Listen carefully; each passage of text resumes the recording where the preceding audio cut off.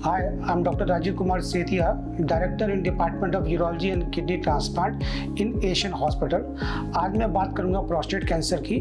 Prostate cancer आदमियों में पाया जाने वाला सबसे कॉमनेस्ट कैंसर है और ज़्यादातर केसेस में ये प्रिवेंटिव हेल्थ चेकअप में पकड़ में आता है। बहुत कम केसेस में जब प्रोस्टेट कैंसर एडवांस स्टेजेस में होता है तो इसकी वजह से पेशाब करने में दिक्कत होती है, जैसे पेशाब करने में जोर लगाना, पेशाब की धार पतली आना, पेशाब में ब्लड आना, बार बार पेशाब करना, दिन में भी रात को भी, और जब भी पेशाब आए उसको रोकना मुश्किल होना। तो जब भी पेशेंट हमारे पास आते हैं इन सिम्टम्स के साथ या preventive health checkup, serum PSA का टेस्ट एबनॉर्मल होता है और हमें जब प्रोस्टेट कैंसर का डाउट होता है तो हम उसका इवैल्यूएशन करते हैं। इवैल्यूएशन में सबसे इम्पोर्टेंट चीज़ है एक डिजिटल रेक्टल एग्जामिनेशन, जिसमें रेक्टम के थ्रू फिंगर डाल के प्रोस्टेट को फील करते हैं कि उसमें कोई नोड्यूल तो नहीं है, और एक पीएसए जो कि एक तरह का ब्लड टेस्ट है वो करवा के देखते हैं। इन दोनों में से अगर कुछ भी एबनॉर्मल है तो प्रोस्टेट कैंसर होने के चांसेस होते हैं। उस केस में फिर हम एमआरआई करवाते हैं और उसके बाद में प्रोस्टेट की बायोप्सी करते हैं। अगर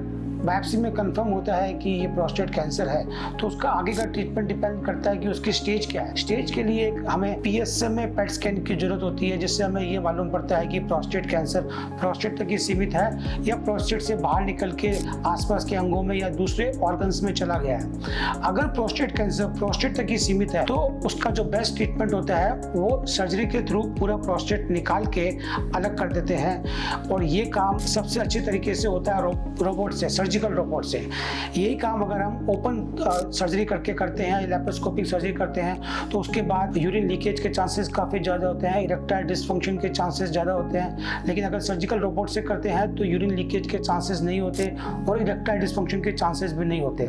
लेकिन अगर प्रोस्टेट कैंसर एग्रेसिव नेचर का है या प्रोस्टेट से निकल के आसपास के अंगों में फैल गया है, लोकली एडवांस है, उस केस में उसे रेडियोथेरेपी दे करके भी पूरी तरीके से ट्रीट कर सकते हैं। लेकिन अगर प्रोस्टेट कैंसर फैल करके दूसरे ऑर्गन्स में चला गया है, जैसे हड्डियों में या दूसरे बॉडी के ऑर्गन्स में, लीवर वगैरह में चला गया है, तो उस केस में फिर हार्मोनल थेरेपी एंड कीमोथेरेपी दे करके उसको ट्रीट किया जा सकता है। तो प्रोस्टेट कैंसर को अगर अर्ली स्टेज पे डिटेक्ट कर लिया जाए तो उसको बेस्ट ट्रीटमेंट प्रोवाइड करा के उससे हम छुटकारा पा सकते हैं। तो मेरी सभी को यही राय है कि 55 साल की उम्र के बाद एटलीस्ट साल में एक बार पीएसए का टेस्ट जरूर करवाएं और अपने यूरोलॉजिस्ट से जरूर मिलें, ताकि प्रोस्टेट कैंसर टाइमली मालूम पड़े और उसका टाइमली इलाज होकर उसका पूरी तरीके से निवारण किया जा सके।